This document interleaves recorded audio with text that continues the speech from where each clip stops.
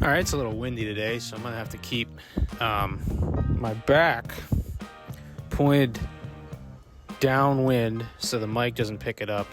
The hat is off for this episode. We're doing the Commanders off-season process preview. We didn't really do a preview for them.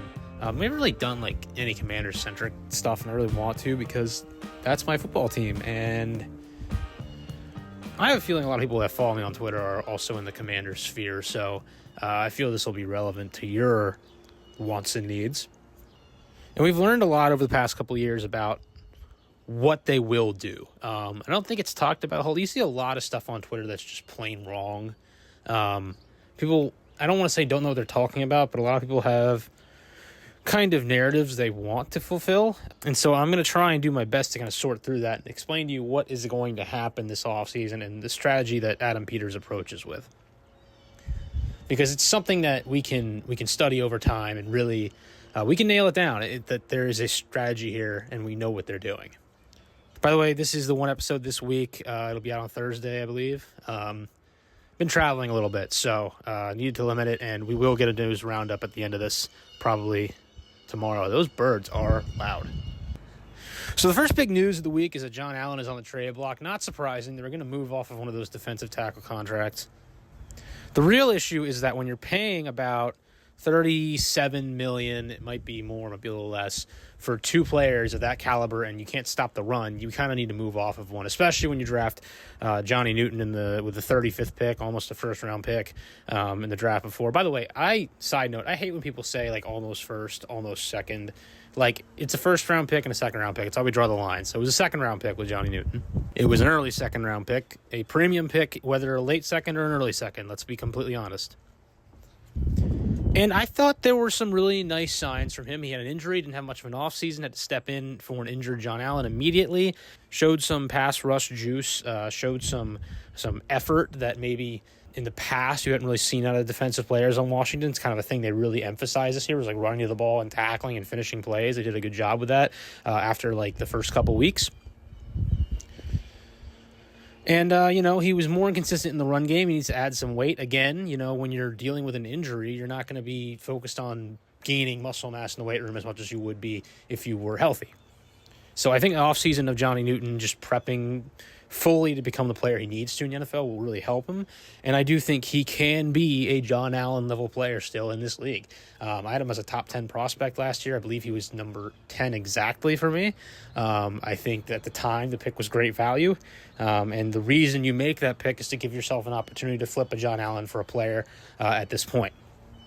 Now I see people throwing around, possible trade packages for Allen. It's going to be a 5th or 6th round pick, maybe just a 7th. They might just release him. We'll see. I think they should be able to get a pick from somebody. I think they're going to try and package him for a Cooper Kupp or a Deebo Samuel, whether they go Allen in a 5th for, Samuel in a 6th or 7th or something. Because I do think those guys still probably bring a little more value. We can talk about that next.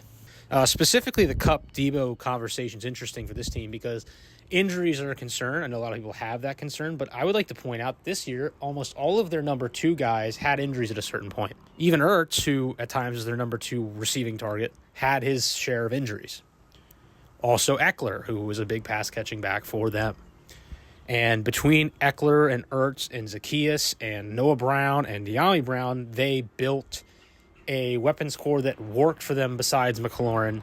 And I think we learned that Jaden Daniels can kind of make it work with whoever he has, as long as you have McLaurin here. They're going to need to look for a number 1 eventually that isn't McLaurin, because he is, let's be honest, going to be 30 soon.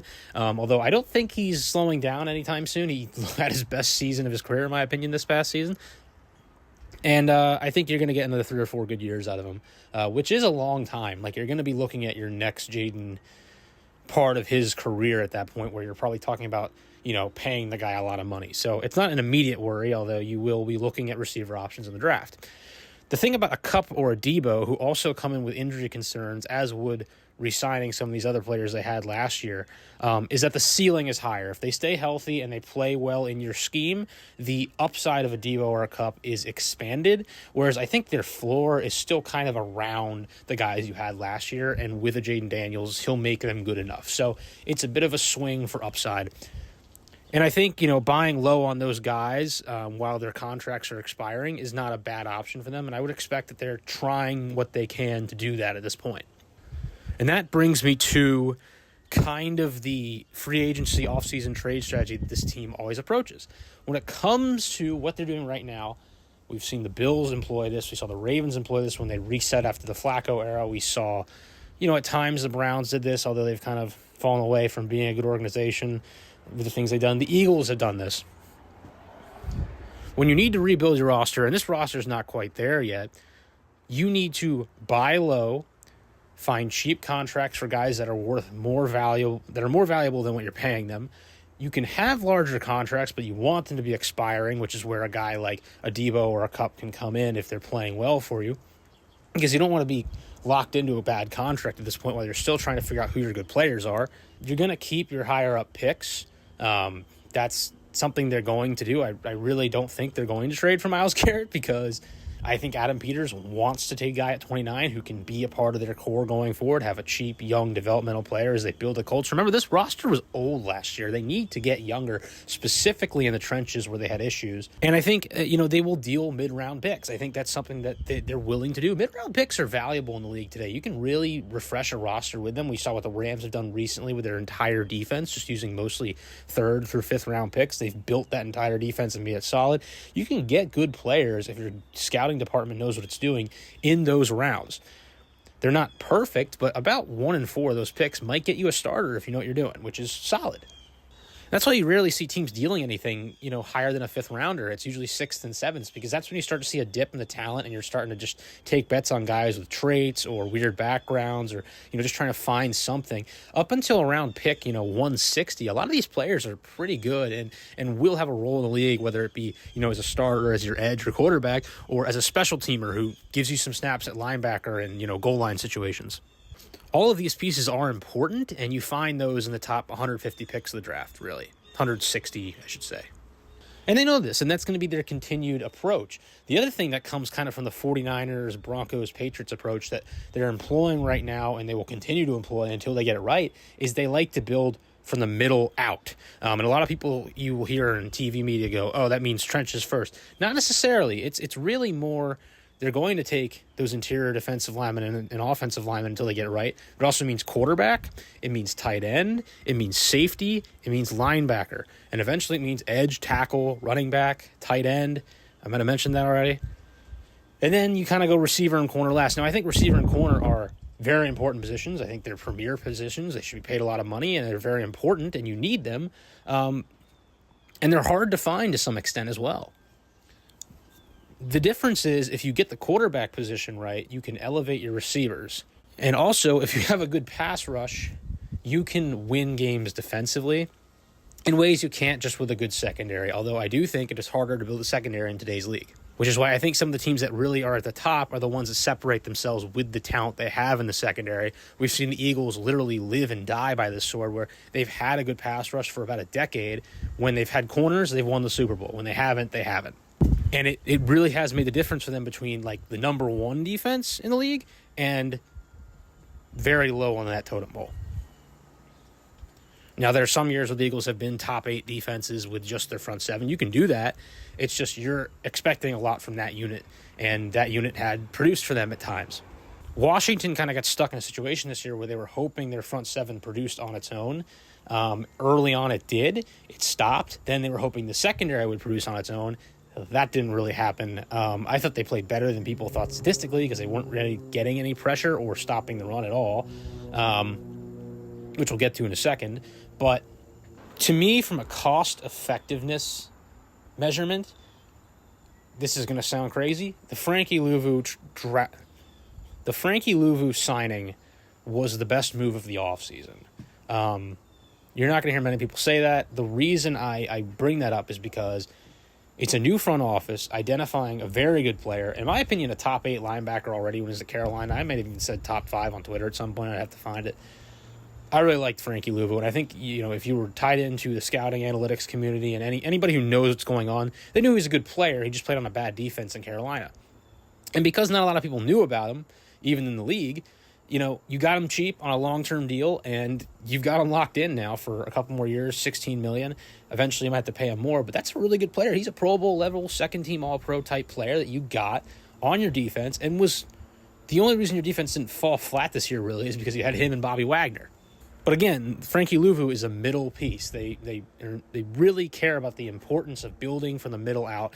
And on defense, the middle linebacker, is your quarterback. Now, I know Wagner was more the green dot for them. I believe Jordan McGee is a big part of them trying to develop the linebacker room. I think you hear people say that, and it's probably true. He was a great player at Temple. Again, he had a year of injuries. He's developing. They might take another developmental linebacker at some point or sign somebody else who can develop. But I think he is an important piece in that room, and we're going to see him play more next year. But that being said, I don't think you're going to see Myles Garrett trades or T. Higgins signings. I don't think that's a bad thing. The thing about free agency is if you're spending at the top of free agency, you're overpaying for guys. And, that can be fine. Overpaying for a player you really need might work out for you. There are times where it does help teams that need a missing piece.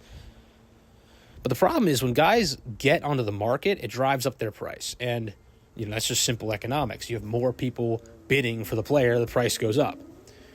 When teams retain players, they actually get them at a discounted price. That's why drafting and developing is the preferred strategy, because you're going to get a good player who's been in your system. He works for you if he's a good player at a price that is just a little more than maybe the market asks for. But if he goes on the market, his price can balloon because all of a sudden you got all these teams that want that specific player. And the other part about that is the players that normally get to the market are the ones where it's not certain that they really are worth the money, right? T. Higgins is a great player, let me be honest with you. But when we compare him to the Burrow contract and the Jamar Chase contract, the Bengals have other priorities, right? He's not the most important player for them to sign. And the Bengals are thinking in their heads, would we rather have T. Higgins alone or Jamar Chase alone? It's clearly Jamar Chase. And so, there are teams that are going to be bidding on Higgins who don't have a wide receiver one. We're going to be seeing him in a new offense as a wide receiver one for the first time in his career. And it might work out. He might be good. He's had some injury concerns, and he's probably going to cost about $32 million for whatever team pays him. Just me personally, I think Terry McLaurin right now is a better player than T. Higgins. And you're going to pay Terry McLaurin about $7 million less per year. Even with an extension, that might even drive McLaurin's price down further. And so at the end of the day, for me, I don't think it's on the table at all for them to sign T. Higgins, and I really hope they don't. Now, would it be fun? Absolutely. It would be tons of fun. But one thing you got to learn about the NFL is, and we're seeing this with the Chiefs dynasty and the Patriots dynasty, is that fun does not necessarily equal good. It's a really important lesson for football fans to learn. And I truly just want to win games. I don't really care how they do it. If Jaden Daniels gets hurt next year and Marcus Mariota is re-signed as their backup and leads them to a Super Bowl, I'm not going to be upset. Would I prefer that Jaden Daniels be the person that does that? Yeah, of course. But we don't pick the way these things go. They just kind of happen, and you hope for the best. And there are many things they could do with $30 million that would be more efficient than paying T. Higgins. For example, you can bring back Wagner, Mariota, and probably De'Ami Brown and Ertz for maybe still less than that on the cap hit this year. And I do think that is more valuable to this team right now than paying T. Higgins. There's another really important lesson that I think a lot of GMs are starting to bring with them, and you saw this in all the Howie Roseman, Adam Peters trades, that you understand this, is that you don't want to trade more players for less players. You always want to have players are the most important part of your roster building. You want to have, trade 3 players for 3 players, 3 picks for 2 picks and a player, And so in all their trades, it was even, except for the Jahan Dotson trade, where I believe Peters came out with more picks. Could be wrong about that. I have to look into it. And then, of course, the Marshawn Lattimore trade was the inverse of that. I think Peters kind of, seeing that they gained an extra pick from Dotson, was willing to give up an extra pick, an extra player for Lattimore.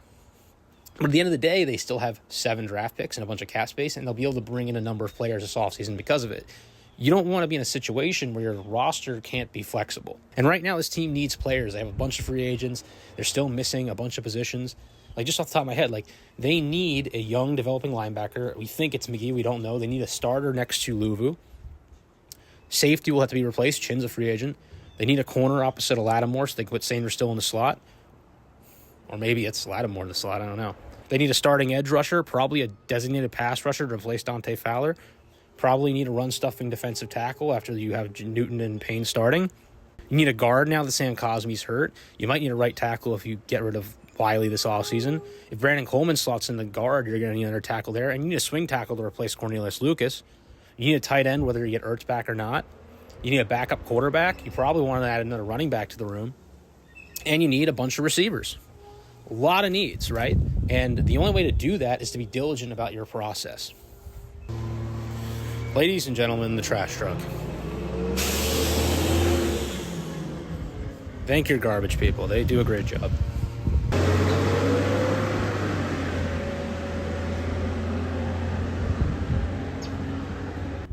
So let's talk about the draft a little bit, now that we've had a little break in this discussion.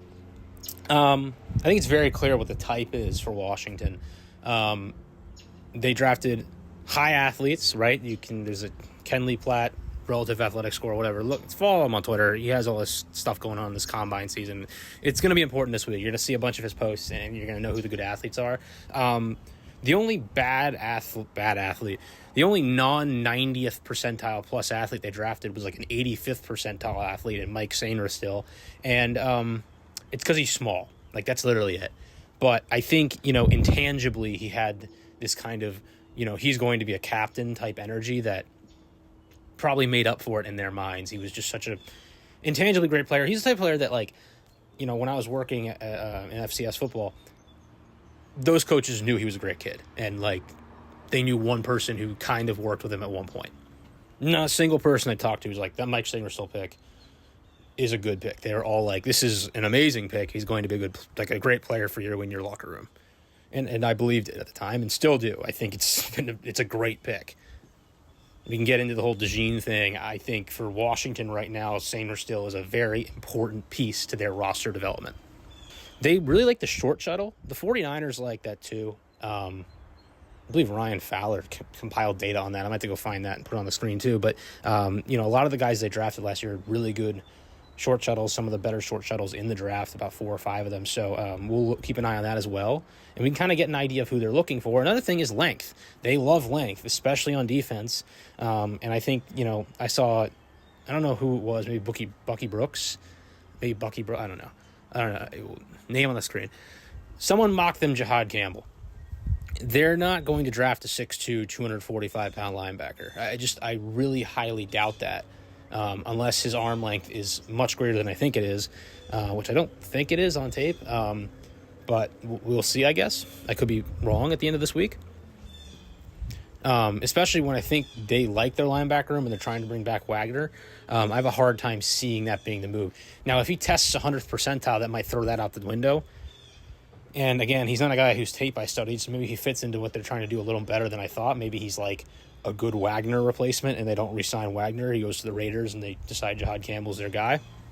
So let's just go down and intangibles, obviously, they care a lot about. They're still trying to build the culture. They have veterans in the locker room that'll help with that. But, if somebody is intangibly a excellent person and also a good player, they're not just going to, again, like a lot of people, I think, take too many pile shots on Ron Rivera, which somewhat deserved, definitely.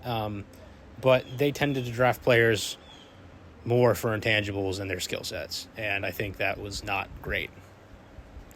And then, the intangibles, honestly, I don't think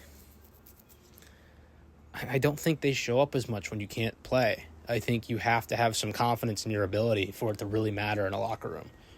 There are some guys who come along in their 6th or 7th years and their veteran presences that have great intangible energy for a locker room, but rarely do rookies who are not very good at football just have that impact. I don't think Sainristil is the way he is without being a solid player year one. And having that confidence in his own abilities and then carrying it out on the field. If he played poorly, people would basically go, hey, man, you're a rookie. Get better at football before you talk to us, That's kind of the way these things go. But it is a factor, and it can help someone like a Sainristil who is a little smaller kind of fall into their board process. They talk about the commander's tag a lot. He had the commander's tag. Johnny Newton had the commander's tag. Ben Sinnott had the commander's tag. And I think a lot of guys, you're going to watch film and you're going to think, oh, man, this seems a lot like those guys last year. Yeah, they're probably going to draft that player, especially if he fits into those measurables that we discussed earlier. I'm going to whittle down a list, I think, by the end of this draft process before the draft happens, and I'm going to tell you who I think they're likely to draft, and I'm probably going to be right, and I'm going to be honest with you. So let's just go through the positions, right? They need a backup quarterback. Jaden's a starter. I think they're going to try and sign Mariota. He might get a bag somewhere else. There's a ton of day 2 options in this draft, so many that I think they will fall to day 3, and I think I would look at that 5th-round draft pick, maybe one of those 7s if it really gets to that point. I think they might draft a backup quarterback. I think Jaden Daniels is a good enough leader and a good enough player at this point that having a younger QB as your backup develop behind him is not a bad idea. Like, I think it's reasonable to expect that from them if they don't get Mariota back in the room. All right, running back's a tough one. Free agency sucks. Don't even get me started on Najee Harris. Najee Harris should play tight end. We can talk about that in another video.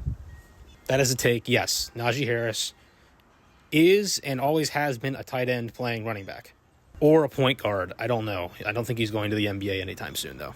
They're not going to sign Najee Harris. He's too similar to Brian Robinson Jr., who, quite frankly, I think Brian Robinson Jr. is a better version of Najee Harris. He gets a lot of hate because he didn't have the best second half of the season. I think he's a good back. I think he's an important part of their offense. So it's an excellent running back class. I don't think I'm going to do a bunch of film breakdowns and prospect breakdowns. I'll give you takes kind of as we talk through it. Ashton Genty, I've already said in this podcast, great player. Caleb Johnson, he's my RB2. I think he's a really good 3-down back. I think Amarian Hampton is also a very solid player. I only think I would take 2 backs on day 1. And for me, that's Genty, obviously, way high up. And then Johnson, if your board lines up right, I might take him day 1. The problem with running backs is, again, the problem it's always been. The price, you're not paying less for rookie running backs than you are for free agent running backs. The contracts are about the same. And the point of draft picks is you're trying to get cheap talent to an extent, right? Again, young matters as well. You have a longer timeline with these players. So I don't want to make it seem like it's all about money because money's not the most important thing. And then I think you have some other guys that are interesting. I think Quinshon Judkins is a guy that, can give you multiple carries, kind of in a, I don't want to say Eckler-type role. I think he's a little more of a downhill back than Eckler and a solid pass catcher, maybe not to that extent he could be, but more of a day 2 guy to me who, has a role in an offense and probably isn't exactly what Washington's looking for. I think they're probably looking for more the Travion Henderson, Dylan Sampson, Devin Neal pass-catching back type who has some speed, can make some explosive plays, and fits in for you on 3rd down. For me, that tier is kind of one thing right now. I don't really believe in the Travion Henderson day 1 stock at all. I think that's kind of ridiculous. To me, he is a really good athlete who doesn't quite know what he's doing at running back yet, which to me is somewhat concerning because he's been playing the position for a while and he's kind of been a hybrid receiver running back for a while. And, I think he's a good player. And I might even have him above those other 2 guys. I haven't really studied Neal and Sampson to the complete extent yet. But I think, this kind of championship run has boosted the Ohio State backs stock a little bit. And I don't know that I would take either of those guys at 61, much less 29 if I'm Washington. I'm hoping maybe 3rd round. But again, I'm not even certain Henderson is really a guy I want at that point in the draft. And the reason for that is there are a ton of these 3rd down type backs littered on the draft board. There's like 20 guys who I think could fill that role for Washington. And I don't really want to spend a high pick on a guy who I don't know that I'm certain that he is so much better than some of these other guys lower down the board. Devin Neal, from what I've seen so far, love what he can do. And he might be there in the 5th round for them. Someone could also pull the trigger much earlier on him, and if that happens, it happens. It's kind of the way the draft goes. You don't want to be the guy that picks a position first, but you also don't want to be a guy that kind of ends up picking at the back half of a run of players. If we get stuck in a spot where, Genty and Hampton and Caleb Johnson go in the 1st round and we get our heads just like dead set on taking a running back and you just go Quinshon Judkins at pick 29, doesn't look very good. And I kind of feel the same way with 61. Like, you don't want to be the 3rd team in a row to pick a running back. And that goes for any position, really. Unless you have tiered it specifically and you feel good about a player. But then we talk about kind of consensus and how, you might have a guy tiered like Emmanuel Forbes in a certain tier that other teams don't have, and then you just look dumb. To me, I think it's pretty certain at this point that there's a really good running back class this year, and you are going to find one that can help you wherever in the draft, And if it's a guy that, you feel is value at 61, sure, go ahead and take him. I'm not certain that there's that many guys that will be there that you can take at 61. If Caleb Johnson's there, if Amarian Hampton's there, do it. Like, I'm all in. I just don't think they'll be there. Receivers, again, Tons of guys in the draft that probably fit what they're trying to do. Isaiah Bond, Matthew Golden. I don't know if they'll take one in the first round, but if the roster sets up that way, maybe they do. There's some cheaper guys that might be able to sign. I think they're going to add a bunch of bodies. They'll probably try to re-sign at least one of the guys they had. To me, Noah Brown is being really underrated here. Like, he played well before he got hurt this past year. And I think I wouldn't be surprised if they brought him back and he is a big part of their offense again next year, because I think he is good. But I do think the Debo Cup trade is going to be kind of the biggest thing they do for that receiver room, considering I think the focus will be trenches this offseason. Tight end kind of fits into the trenches thing. I don't think they'll draft one unless, like, Colston Loveland somehow falls to them. I think Ertz will be back. I think he's going to play for Washington next year. Of the veteran free agents, him, Wagner, and Mariota, I think that is the most obvious bring back, is that Ertz will be playing for the Commanders again next year as they continue to try and develop Sinnott and give him another year to kind of get to where they need him to be, because I'm not certain they're going to pay John Bates. But I think you're going to see them buy a lot into O-line. Maybe Ronnie Stanley is like the big fish they go for in free agency, or an Alaric Jackson, and try and slot Coleman inside. They are going to try and get a guard. They need to replace Cosme, at least initially. I think they're going to draft interior on one side of the line with those first two picks, likely. You could draft a left tackle too. And again, the draft is very heavy, full of edge, interior defensive line, interior offensive line, tackles. I think that's where the focus needs to be, right? You need to get younger, better talent there. Andrew Wiley and Cornelius Lucas are up there in age. Like, you got to get younger. And I think edge, again, they're going to add multiple pieces. They might trade for Harold Landry, just went on the trade block, a guy that I think they could use. I don't know that he has the requisite length for their scouting process, and because of that, he probably won't be someone they go after, although the price will be interesting. If you can get him for like a fourth-round pick, would love that. I think he might be more expensive than that. Third-round pick, though, I might consider that too. Good player. I'm not certain they will. But you could use a Harold Landry and a pick at 29 at edge. Like, they could not set the edge in the run game last year. That was the big issue. When they were getting beat in the run game, it wasn't up the middle very often. There were teams that did it a little bit to them, but not really. It was outside zone, counter, sweeps. Saquon Barkley scored 3 times of them on bouncing runs, or just getting to the outside and burning the defense. They have smaller corners who aren't as good at tackling, and they can't set the edge. Bad combination. I don't think it makes a lot of sense for them to draft edge players who are primarily pass rushers. They need a 3-down edge player, maybe multiple of them. And for what it's worth, I know a lot of people detracting on Armstrong this offseason. He was the best they had, really. Like, 3-down player, best edge player they had last year. Unless we're counting Frankie Louvu, I don't. He's a linebacker who plays a little bit of edge. And I think, kind of the Dan Quinn defense thing is they don't love to have primarily 3-down defensive tackles on the field. They want to cause havoc. They just want to pass rush from the interior, defend the run with their linebackers and edge players, which I think there's some argument to, but you need to have a solid run stuffer to bring in, and they haven't really done that a whole lot. I think there's a chance a guy like a Kenneth Grant could fall to them at 29. I might be head up my ass right now, but I think it's possible. I haven't seen it. Some people really like Kenneth Grant, but it's been more the draft community than like real solidly like plugged in people talking about him getting drafted highly. And that's a guy, like, I know they just drafted an interior defensive lineman high, but if he's there, you need that piece, right? Now, there's other guys down the board, like a Deion Walker, who, is just a massive player, these Alfred Collins types who can help you in that regard, TJ Sanders, that I think they'll be interested as well, maybe around pick 61. Linebacker, we kind of talked about already, so I don't want to emphasize it more. I don't know that they'll really draft a guy higher, but, maybe Jahad Campbell is what they're looking for. Maybe I was wrong about that. I don't know. I got to watch more Jahad Campbell. I really think the length thing is important for that position for them, and I don't know that he has it. And I could be wrong. Sometimes it's hard to see length on film, but to me it looks like I don't think he's going to have 34-inch arms. They need a starter at corner. I don't think it's going to be G.J. Reed. I think he's too old for them. They already traded for an old corner in Lattimore. I think Trevarius Ward could be on the docket potentially as a guy, although he's also a little older and plays a lot of slot, so maybe not necessarily the guy you want. You probably flip him and Sanders still around. I think there's a chance that they kind of, sign some kind of like Igbenogany types, bring in some guys, and then they go corner at 29. I really like Savone Ravel. I think he's an excellent player who could fall down the board because of an injury that, at this point, ACLs to me don't concern me as much. It's interesting what they'll do at corner because that's the kind of forgotten position group. They definitely need a starter. I don't know that it needs to be an outside guy. They could keep Sanders still out there. I thought he was good.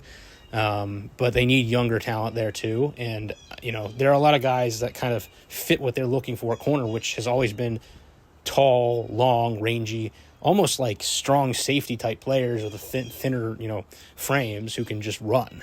Dan Quinn likes that type of corner, and there are a lot of those guys in this draft, like a Darian Porter, for example. And then safety, you got to replace Jeremy Chin. Some people have said Talanoa Hufanga could be on their radar. I do think he's better than Jeremy Chin, although I like Jeremy Chin too, and he might be cheaper. So I wouldn't mind just bringing him back, and it might be an easy thing to do just considering he played decently for you last year, and you don't want to make all these needs be complete chores to figure out. Now, if a Malachi Stark is someone they're really high on and he falls to them at 29, sorry. Yeah, they might do that. I also think Nick Amanwari is probably their type of player. And they might lock in on him. I'm a little worried they'll lock in on him because, A, I think he could not be there, and then they might be scrambling for a replacement. And B, I think he's a good player. I don't know how valuable that player is for them right now specifically. I don't know that he, is an immediate upgrade over Jeremy Chin. He could be. I could be wrong, but I think, again, trenches should be their focus. Anyway, so that's my ramble. Watch out for those things in the combine this week. I think trade talks are going to get big. You're going to hear about something this week. Someone's getting traded, maybe multiple people. High performers in the relative athletic score. Again, Kenley Platt, look at that. Good short shuttle, arm length. That's what they care about. High intangibles. And we'll have a list of guys that I think fit that tag for the Commanders. To this point, let's say next week we'll get something. It'll be a huge list. There'll be a ton of players still, but we'll whittle it down as the year goes on. So, with that, let's go to the news. All right, thank you, Nick. Let's take a look at what we got this week. I should say not a lot of news stories. There has been a ton. I've kind of balanced out what I'm going to talk about because I have a feeling there's going to be a lot more next week about that develops about a lot of these stories, and I just kind of want to cover stuff that I think is somewhat prevalent leading into the combine here. That's not as developing story type that we'll talk about again. For example, we're going to talk about Matthew Stafford, but to be honest with you on that story, it's been developing for a while. We've talked about it 3 out of 4 episodes, and I really don't want to be talking about the same news story every single episode unless it's very clearly a big one. I think this is clearly a big story. It's just not a lot's happened. It's just a lot of people talking. So we'll see. We'll see what really ends up occurring with that. I might be able to put this on the table, actually, right? Yeah, I can do that. I actually think the biggest news story right now, as we wake up this morning, is this stress reaction thing going on with Abdul Carter. As a lot of people kind of penciling him as the number 1 pick with the Titans, especially after they bring up the potential of trading Harold Landry the other day, which it seems like it's going to happen, and they're going to replace him with Carter. The injury is a stress reaction. I don't know. I don't have a medical background. From what I can read up on this, is it's not quite a stress fracture, but it's either leading to a stress fracture or could be a stress fracture and eventually a regular fracture, which is of course difficult when you have these bigger bodies and you're trying to move 250 pounds, however big he is, at the quarterback and launch his body at the quarterback. We do see foot injuries slow down offensive linemen and defensive linemen year after year. Last year, for example, in Washington's case, Johnny Newton had a issue with both of his feet, which slowed down his offseason process leading into the season. I don't know that it really hurt him that much, but it certainly wasn't great. In this case, it doesn't seem like now, this morning, after a night of testing, that it's going to hurt his draft stock. He is going to test. They're going to say he's fine and that he doesn't need surgery, which was the initial problem. The thing about these things is you have a lot of voices over there, right? You got coaches talking about him, you got agents talking about him. It might have been initially that, hey, this testing looks like he might need surgery and it's going to hurt his draft stock potentially. And then the agent says we need a second opinion. They find a doctor who's willing to say, hey, I don't think he needs surgery. He's good to test. And he is good to test. And he goes and he tests well and he goes number 1. And then they reveal that he needs the surgery during the summer. So, that happens a lot too. I'm not saying it will happen, but I think this is the type of story where you have to take every little nugget with a grain of salt. It's very clear he has some concern with an injury. We don't know if he needs surgery. He's a very good player and should probably go in the top of the draft regardless, in my opinion. And if you're the Titans, I don't really know if I'd care because I'm not going to win this year anyways, probably. Although, never say never. It happened with Washington last year, so it could happen to anybody. But the difference is I don't think they're drafting a quarterback at number 1 that's going to launch their roster to, another plane of existence. Carter clearly is a tier ahead of some of these prospects in terms of just the tape and the athletic ability. And if he tests well this weekend, even with an injury, I don't think it'll hurt his draft stock, even if the surgery is a possibility. And I think a lot of these teams uh, consider that outcome. I think they know that there still is a potential he's going to need foot surgery when they get him in the building. So yeah, let's talk about Stafford. He's been given permission to speak to teams, specifically the Raiders, the Jets, and Giants have been brought up. It sounds similar to kind of what happened last time he got traded, where he was, meeting with people on vacation at resorts. It was in Cabo last time with Sean McVay. This time it's in, Montana skiing with Tom Brady and the Raiders. Tom Brady, who just, happens to be a lead play-by-play guy and also like a general manager for an NFL team, which is wild. Um, it seems to me like the Raiders might be the leader in the doghouse here if this actually happens because of that. Tom Brady, a type person who has a lot of pull, and the Raiders. The report cards come out this week, and their front office and general managing and ownership and everything, facilities, everyone they got like A's across the board, which is kind of new for that franchise. Like a lot of people have always thought of them as kind of the rundown program. They're doing better things. Tom Brady's a big name. It could be a very appealing spot for Stafford to land with that higher pick. If they take Genty and add Stafford, they could score some points next year. We'll see. But for now, Max and I kind of both agreed that we didn't think he'd get traded 2 episodes ago, and now it's starting to look like this might be a real possibility. So keep an eye out. I don't know what the trade compensation for him will be. It seems like the price is getting boosted up by the different amount of bidders.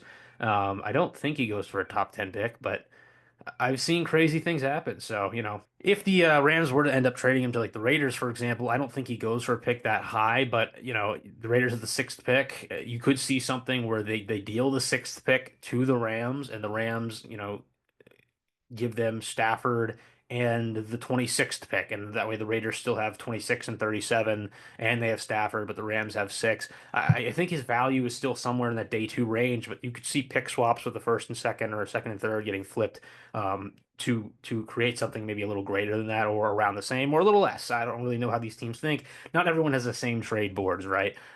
Some teams believe that two high seconds are worth a top 10 pick, and some think it's not even close. So it depends on who you talk to. The tush push and electronic first downs got discussed this week. We're not at the league owners meeting yet. That's in May, I believe, but that's when that really will get passed. The tush push the tush push thing is interesting because it's not about that play specifically necessarily. It could be a neutral zone enforcement thing. It could be a pushing the player type thing. You can't just ban the tush push. Like that's not a thing you can do. It has to be a specific rule, and then they can always still do it if they can find a way around that rule. I don't think it's going to happen. It seems like this is kind of just a thing, the Packers threw in there and they're hoping some changes happen. I think you can make an argument that the neutral zone has been kind of left to freely do its own thing for years and, even beyond the tush push, and it's allowed teams to do a bunch of different things, but, we'll see what happens with that. I don't expect much, but we do think electronic first down rulings are the future of the NFL, and they should be. We had some big moments last year that came down to short measurements where you couldn't really see the ball, and it's the logical next step for football to take if they can make the technology work, which I do think to some extent they were still trying to figure out because when you can't see the ball and you don't know that the technology is perfect, it's hard to trust it immediately. So you do want to get it right. Um, this has pushed it over the top, and the NFL is going to give it a shot. And then finally, a guy who had 37th on my big board a couple years back, and you can check me on that. Um, we can go back to when Donnie and I were doing the end of Boomer Bust 22 out of 2022 NFL draft coverage with Max Chadwick too. He was kind of this punt returner, slot receiver, very productive at Boise State, who made tackles, missed tackles. Was able to create after the catch and had solid route runner, solid hands. And I thought he was a good player. And I think a lot of us did actually. I think we all kind of liked him as kind of a day two guy. PFF was higher on him. He was an interesting talent. He just wasn't that big, maybe not the best athlete. But an experienced player. He had with Boise State for a while. He produced a lot for them. And, he falls to the fifth round. Buffalo kind of has him. He had some flash plays, downfield catchability, showed off his hands every once in a while. Finally gets into that full-on role this year where he's like the full-time slot and really produces well for them and earns a 4-year, $60 million contract. Really happy for him. Always thought he was solid, and I think it's a great development for Buffalo. They need that piece and in a lot of ways like replaces what Stephon Diggs was in that offense. Now, the deep threat thing, they haven't quite fully unlocked with Shakir consistently since he moved into the full-time slot role, but everything else, you kind of have. Now they kind of need to replace Diggs with that deep threat ability. They have Keon Coleman. I like his development so far this year. We'll see what happens next year. One more guy on the outside would really help them. But this is how you build a solid roster over time. Is you find these steals in the fifth round, like Khalil Shakir, really good development for Buffalo, and I think a good deal for them. People complain about the price a little, but I think this is around for a player like Shakir. This is a really good contract. All right, so normally I'd say like and subscribe there. Wait, thanks for watching, but because I'm kind of at the early parts of the channel, I'm actually just gonna say, if you have any friends that are looking for stuff to watch on YouTube or just podcasts about football. Tell them to watch the show because I think that's going to do more for me at this point than liking and subscribing, although you can do that too. Just maybe a little make it a little grassroots, just find people who are interested in talking about this stuff, interact in the comments, send me some messages. Maybe we'll get a little mailbag going and we'll see what we can do with this. And I'm really interested in what the people who are watching are interested in seeing from this show. I'm having fun making it and I enjoy talking about this stuff. So I appreciate those that are watching to this point and thanks for watching.